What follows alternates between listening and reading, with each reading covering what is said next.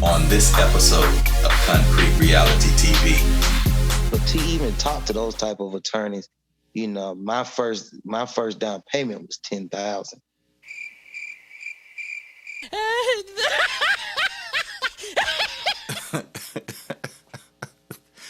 Yeah, 10,000.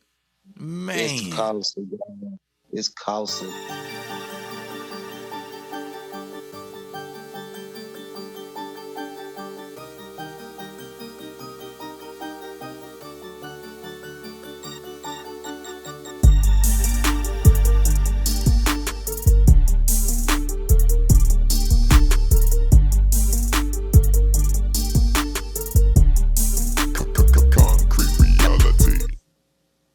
Welcome to Concrete Reality TV.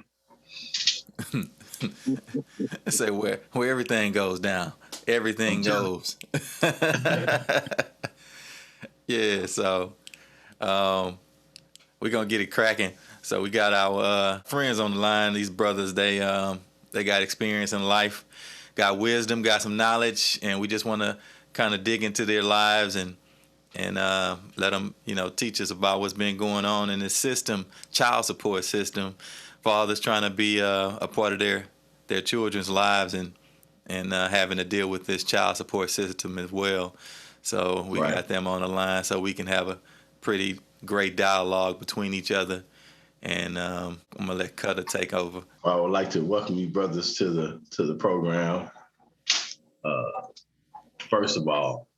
And I want y'all to introduce yourselves, starting with Milton, if you don't mind. Hey, good afternoon, everybody. I am Milton Ross. Pleasure to meet everybody and having me on the show. So what's up, man? Where you from, bro? I am originally from LaGrange, Georgia, guys, from the country, but a little bit everywhere. That's what's up, man. You mind telling us your age? If we're not women on here, so we don't. Yeah, man, I am 38, man, going on 39. Okay, that's what's up, man. That's what's up. Sid, where you from? All right, thanks for having me on the show, number one. Number two, my name is Cedric Towns. Originally born in Birmingham, Alabama, but was raised 95% of my life in Detroit, Michigan. So I got a little swag of both. And yeah. Man, your age? Yeah, your age. 32. Looking like he going on 40 something. Oh, so. Yep. I appreciate y'all coming through, and we're going to get on into this topic, man, called child support. And it's going to be a lot more child support, though. We want to get into the system itself and where it originated from, co-parenting. We're going to discuss everything. So, tell me, if you the research guy, Where did this whole thing originate from? Where did it come from, man? Well, from what I understand about the system in the United States, it was enacted in 1950. But our current system that we understand it to be was in 1975 under President Gerald Ford. It's supposed to be basically a system that's supposed to eliminate fathers from dipping out on their wives and families due to any hard times without having to provide any financial support to the family after they leave the household. So the system kind of came in about to hold men accountable because women ended up having to hold down the fort. So now fast forward to our current era, the system is, from what a lot of people say, is outdated because, now we have the economy's up. Men are trying to take care of their kids, but now it's kind of a burden on men that are trying to become a part of their family, even though they're not married to the women. The system kind of spanks them on the bottom, even though they don't deserve any spanking. They're trying to just continue to provide, but the system seems to still reprimand them as if they are deadbeat dads running away from their responsibility, and that's not the standard for everybody, but the system treats everybody the same. So that's what we have the discussion about today, to see if we can dig in to find out some experiences on these brother sides, because they got, kids, they've dealt with the system, and both from different angles and different stories and experiences. So I guess to start the whole conversation on this thing, we can start with, who you want to start with, Said or Milton? Either one, bro. Whoever want to speak first. Guess we'll start with Milton. How did you get involved into the this whole, I guess, drama or system of child support? Well, I guess, guys, to keep my story simple, I made the mistake that a whole lot of men made, where you keep a woman around that you typically know you weren't going to settle down with, but because they were fun and you thought you had it all under control, I continued dating her. Mm-hmm.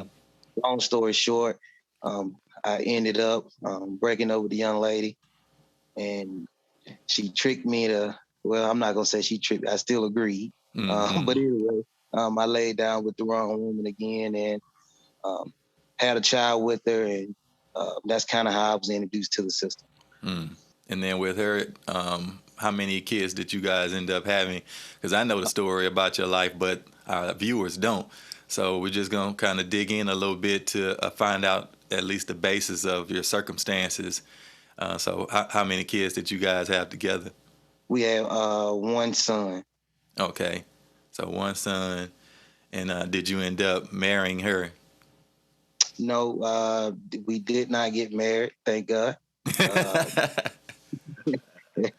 That would have even been a worse mistake. And then probably to resolve my case, as you asked more questions, it probably took me about 2.5, about me dealing with it off and on about 2.5 years. Man. 2.5 years, wow. So when that situation changed between y'all, like what brought up the breakup and the need for you to feel like you didn't want to be with her anymore? Well, truthfully, I had broke up with her even before the child was even thought about. I actually, one of the times when I relocated and left Atlanta, when I left the Atlanta at that time, I knew that relationship wasn't going anywhere, so I left her in Atlanta. But she knew one of the things about me was to get me back involved would be a child. I didn't have a father. My father was in prison my entire life, so that was a big thing for me not to have a child out of wedlock. So she knew that. She kind of pulled on my heartstrings with that particular child. Right. As far as the reason why I did not want to be with her was that I'm a strong believer in I don't want a dependent. I want a partner. So and with someone I want to stay with, and she was more the dependent than a partner. So that was the reason why the demise of the relationship. I needed someone who was going to make me better and walk beside me, not someone I was going to take care of and walk behind me. Right. Wow. Right. So the relationship with you guys, once that deteriorate, did that deteriorate during the pregnancy or after the child was born? No, sir. I caught hell during the pregnancy because I didn't want to be with her. Oh, wow. And since I didn't want to be with her, it was basically to try to make me suffer. So, guys, I couldn't go to the doctor's appointment. Dang. She would tell me if I didn't buy her furniture. She wouldn't tell me how my son was doing. And she took me down through there the entire time.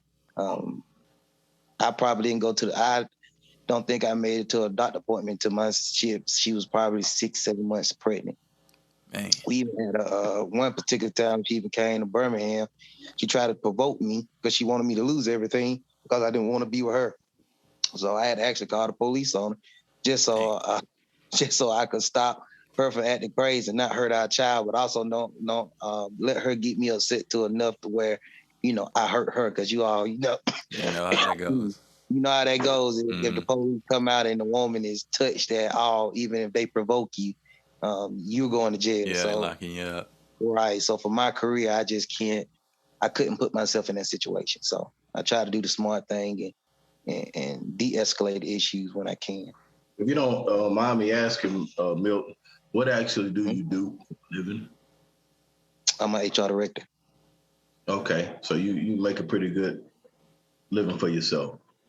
Yes, I've been doing okay for a while. So I think that was one of the mistakes that I think a lot of us young black men make is when we continue living life like we're making $20,000 when you're not in that particular category anymore. When you make more money, you gotta move differently. So When did things do you feel get like really, really bad, and when did you start to notice things uh, change between you and her? well, honestly, guys, it was bad from the beginning. As soon as she called me and told me that she was pregnant, it was like, oh, I got you now. You gotta come back, So it was more at that point in time, she felt like she had control. And it was trying to have control over me personally because I didn't want to be in a relationship with her. Plus, she wanted control over my money. She wanted to Hmm. feel like she could tell me what I was going to do with my money since she felt like she was carrying my child. Um, Hmm.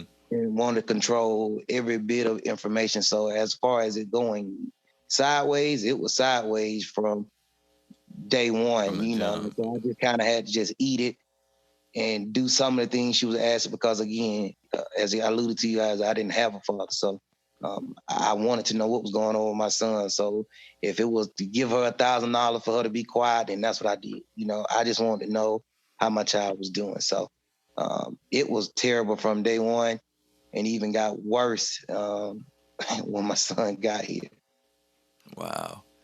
Quick Oh, question. So, with I guess that contributed to your decision of um, not having abortion on the table, or was that even an option since you already kind of knew that it was the relationship between you and her were not on stable grounds? Was that even an option at the time? Well, I'm a big component of controlling things I can control. I made a poor decision to choose to lay with a woman I shouldn't have, and the child, for my opinion, shouldn't be penalized for me making a terrible decision. So for me, Hmm. it wasn't an option. But again, you can't control what the woman chooses to do with her body either. the labor procedure. Were you present? Oh yeah, I actually wasn't even. So some of the things you guys didn't know is I didn't even. At the time, I wasn't even living in Atlanta. I was living in actually Birmingham, Alabama. She was Hmm. still Mm-hmm. residing in Atlanta. I was trying to make sure that I was between my jobs and traveling, was trying to, make sure that the appointments and times and so forth to actually line up so that I could go and to support her during that entire time.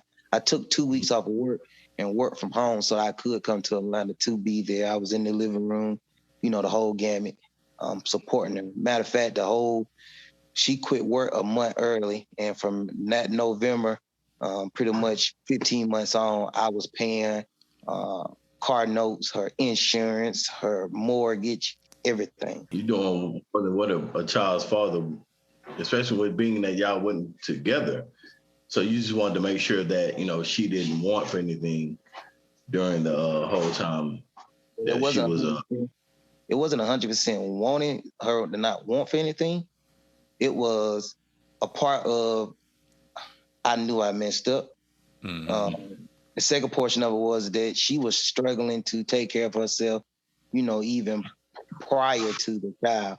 And then when she started having some minimum complications and she started working, at that time I felt like as a man, regardless of me being with her or not, I was obligated to try to make sure, she got what she needed in the medical attention and had a a car and room and board and make sure she could take care of our child. The Hmm. mistake had right. already been made. So it was time, got to step up to the plate and do the right thing. Once the child was born, were you did you have a say so in the naming or anything like that? Yeah, that she did. We both came up with one name piece. So I think I came up with the middle name. She came up with his first name, and he was giving my last name. Okay, so you were involved in that process. Um, so I'm assuming that the relationship was at least workable at that time when he arrived. Not really. She Mm-hmm. was tolerable just because at that time I was doing what she asked me to do. I paid for, everything that my son needed, and she was happy at that point. Mm-hmm. But as far as our relationship, no, it wasn't any better than it was prior to. Y'all didn't have a relationship or anything prior to that. So when did you feel like the complications really started at the point where you were able to question what was really going on? So for me, kind of give you guys what we agreed to. Initially, when my son when got here, and as I alluded to earlier, I wasn't living in Alabama. She stated that she didn't want to work for the first 12 months. She wanted to stay at home, take care of our son, raise him, teach him everything. And after the first year, she was going to go back to work, and we moved forward from there. She asked during that year would I support her. Granted, knowing that I was 4 hours away and there was no way I could help her every day, being that I was living in Birmingham and she was in Georgia at the time, and at that time she had no plans of moving to Alabama. So I basically agreed to. I was basically paying my extra $1,800 a month, covering all her bills and making sure that my son was taken care of for the next 12 months. As it relates to what made me question things, is that she was always giving me excuses about why she couldn't bring my son down to the city. If you're not working, then why aren't you bringing my son to come see me? Or if I tried to take my son home with me and say, well, let me keep in the weekend while I'm off of work so I can spend time with him.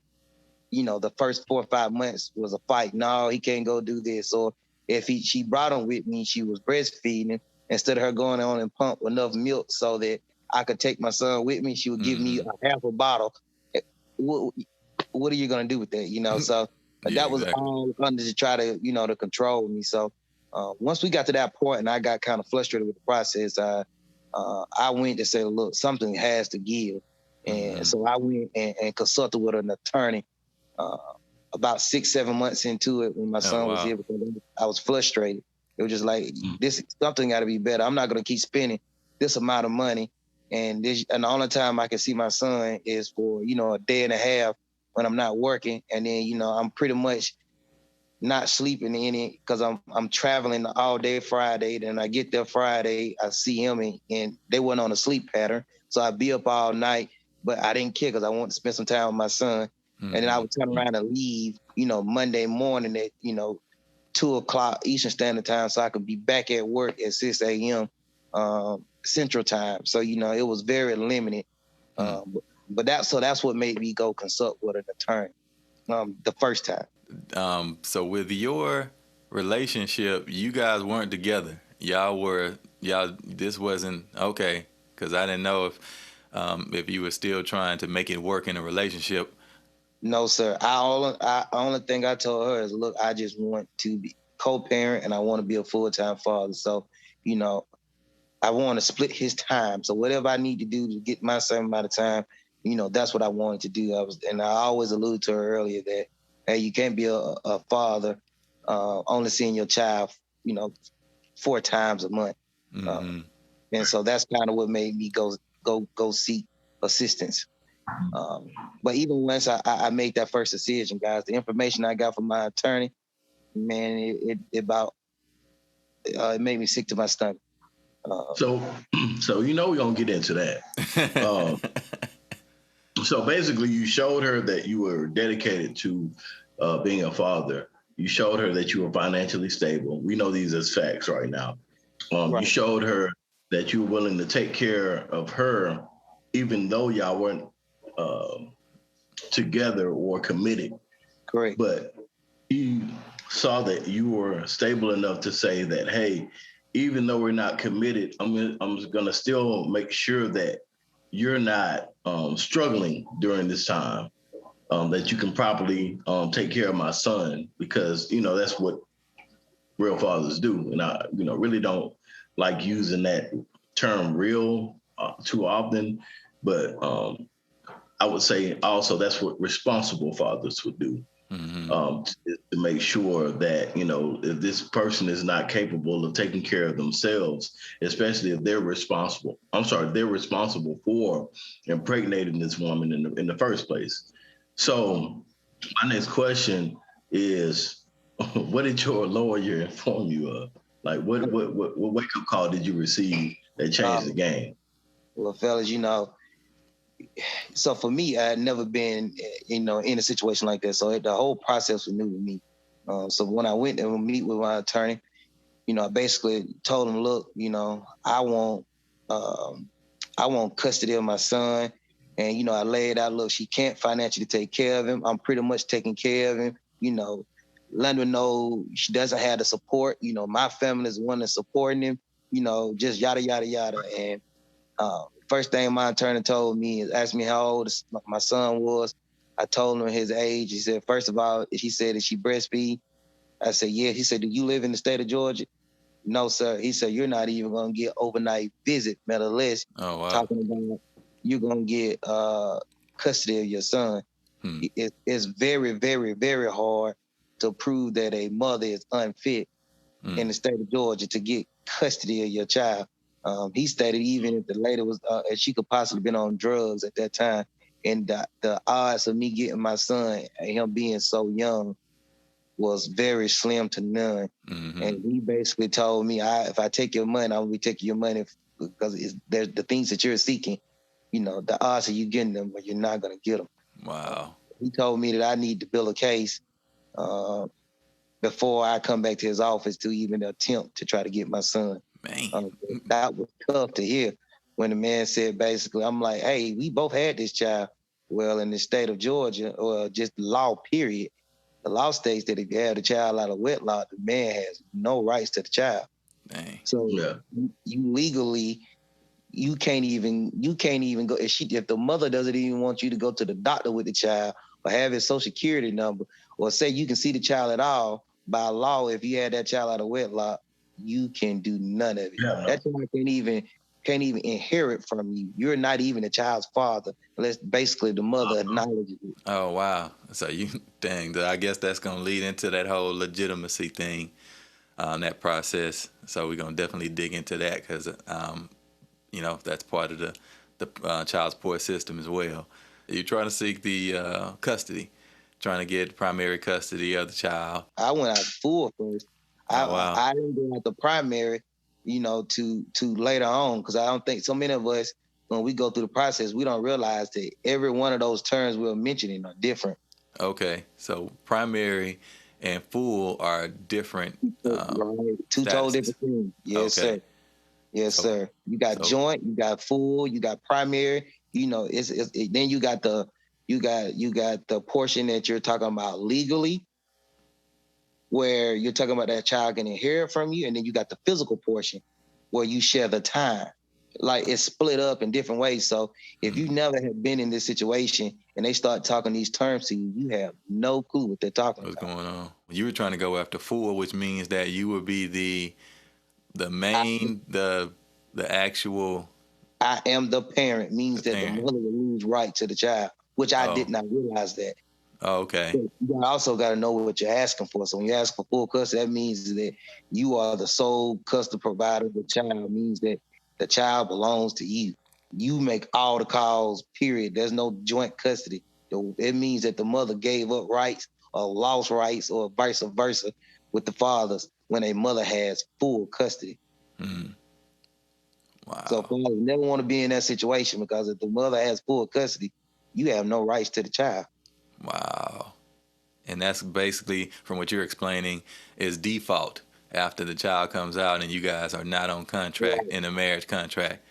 Right. If you're not on a marriage, you're not married to that lady, by default, that woman or the mother of the child has full custody of the child. Okay. Until that male goes through legitimation. Mm-hmm. Wow. If you don't legitimize your child, you don't have any rights to him if you have the child out of wedlock. So this is getting into the depths of it. We're getting into the gumbo. So with this process, how much is this costing to even start this process? But to even talk to those type of attorneys, my first down payment was 10,000.